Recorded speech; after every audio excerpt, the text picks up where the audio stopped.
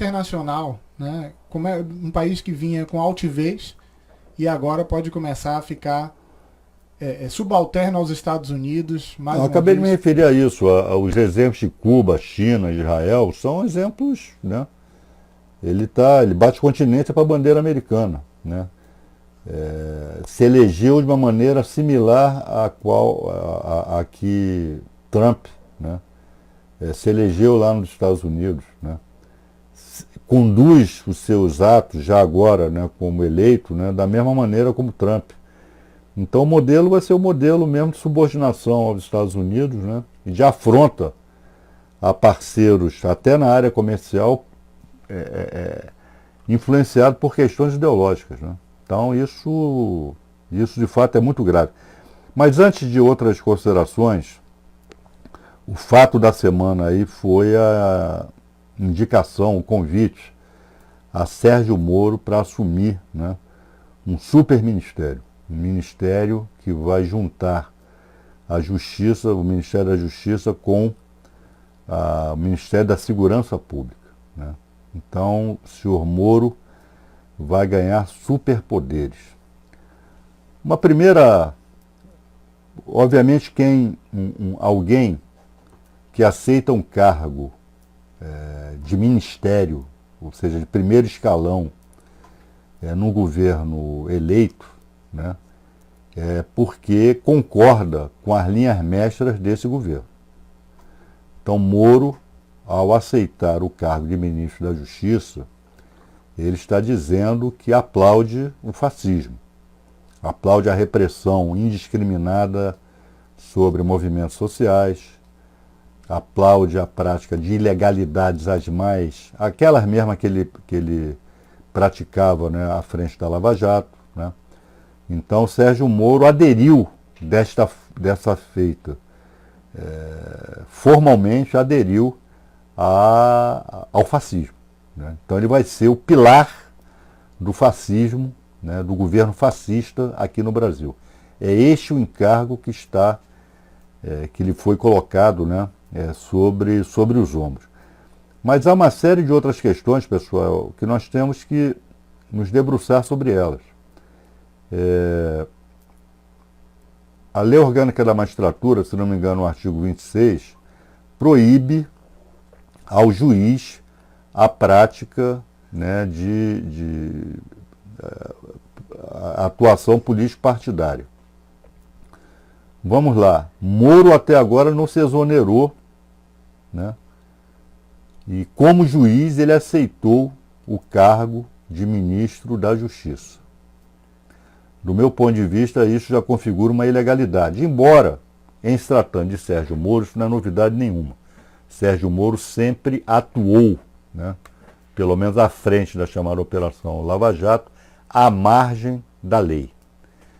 Mas a questão que deveria também chamar a atenção dos órgãos disciplinares do Poder Judiciário, Corregedoria, Conselho Nacional de Justiça, é o fato de que Sérgio Moro reconhece, ao aceitar o cargo de ministro, que atuou partidariamente.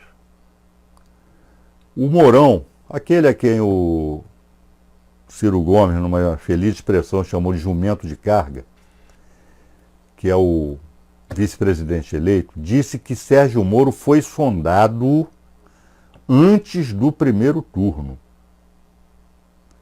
E vocês hão de lembrar que Sérgio Moro, na véspera do primeiro turno, do resultado do primeiro turno, ele vazou deliberadamente a delação de Antônio Palocci.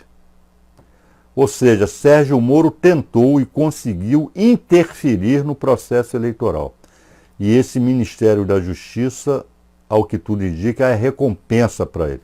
O Ministério agora e o Supremo com tudo depois. Já se anunciou que assim que abrir vaga no Supremo, essa vaga pode ser dele. E isso tem que ser investigado, vocês não acham, né? Pimenta, ainda está aí me assistindo? Vamos questionar o CNJ sobre isso. Primeiro, saber quando ele foi sondado. inclusive se essa sondagem se deu antes da delação de Palocci, porque isso mostra claramente que Sérgio Moro atuou à margem da lei até o último minuto, né? E, obviamente, se amanhã nós não tivermos notícia da exoneração dele, nós vamos questioná-lo, né, no âmbito disciplinar. E mais, há uma representação, de qual eu sou autor, né, se não me engano, Pimenta também, eu e Pimenta, contra ele, que foi admitida pelo Corregedor-Geral. Ele, se não me engano, já decorreu o prazo para ele contestar a nossa representação. Isso significa que há um processo disciplinar aberto contra ele. E se há um processo disciplinar aberto contra ele, a Lei 8.112 não permite que ele se exonere até que esse processo seja julgado. E ao não se exonerar, ele não pode assumir o cargo de ministro. Eu quero ver como é que vai ficar esse imbróglio, né? Ou para Sérgio Moro, o Estatuto do Funcionário Público não vale, a Lei Orgânica da Magistratura não vale, a Constituição não vale, lei nenhuma vale, né? Então nós vamos ter que questioná-lo, né, perante o Conselho Nacional de Justiça sobre essa hipótese, né? O processo foi admitido, ele não foi arquivado, ele está respondendo a um processo disciplinar. Esse processo disciplinar ainda não foi encerrado. E se ele for condenado no processo disciplinar, ele não vai poder assumir outro cargo, né, fora do Poder Judiciário. Embora às vezes eu fique até em dúvida se vale a pena questionar isso, porque eu acho que a magistratura ganha, né, o Sérgio Moro fora dela, né? E outra coisa, pessoal, e isso também me faz pensar se é correto, se é aceitável que um juiz, seja lá ele quem for, ele assuma cargo de ministro da Justiça. Ora, sobretudo o Sérgio Moro, que esteve à frente de uma operação ilegal, mais uma operação que se anunciou como de combate à corrupção, ele tem um dossiê de toda a vida política, porque ele conduziu a investigação, ele era ao mesmo tempo juiz e membro do Ministério Público. Não é à toa que Bolsonaro está colocando ele lá, não é só para ganhar popularidade não, lá à frente do Ministério da Justiça. Ele vai ter boa parte dos políticos na mão. E eu fico me perguntando, é correto que um juiz possa vir a assumir o cargo de ministro da Justiça? E não estou falando aqui de quarentena, não. Acho que tem que ter quarentena para qualquer cargo público, né, quando se abandona a magistratura, mas a qualquer tempo, né? Não é à toa, eu li as entrevistas, né? Que diferença, né? Que diferença Sérgio Moro, por mais que tente, né, ele não consegue mostrar a similitude da Operação Mãos Limpas da Itália com a sua operação fascista, proto-fascista, Lava Jato. Os juízes italianos não aceitam essa comparação, né? Não aceitam. Não aceitam primeiro porque não são medíocres como Sérgio Moro, né? Conhecem direito. E diversos deles foram convidados a assumirem cargos políticos após terem alcançado a celebridade na Operação Mãos Limpas lá na Itália. Não aceitaram. Apenas um, Antônio Di Pietro, um ano e meio depois de já ter abandonado a magistratura, aceitou ser ministro de Obras Públicas, e não do Berlusconi, que foi quem lhe fez o primeiro convite. O convite do Berlusconi ele rejeitou. Um ano e meio depois de ter largado a magistratura, ele aceitou o convite de Romano Prodi, que era da Democracia Cristã, primeiro-ministro do Partido Democrata Cristão, duramente atingido pela Operação Mãos Limpas, né? E aceitou o cargo não de ministro da Justiça, até porque na Itália é proibido, de ministro de Obras Públicas. E se deu muito mal ao que se sabe. Hoje ele é um respeitado advogado lá na Itália, mas a sua vida política, parece que ele criou um partido, foi um verdadeiro fracasso.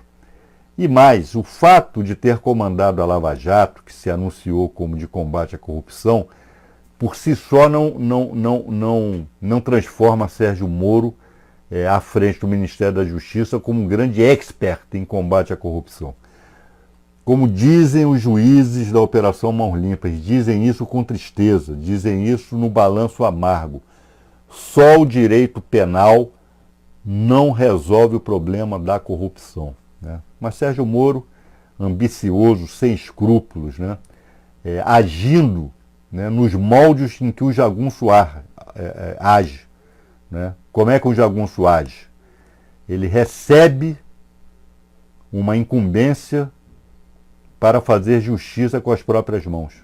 Foi assim que Sérgio Moro operou na Lava Jato, fazendo justiça com as próprias mãos, com a capa de processo judicial, né?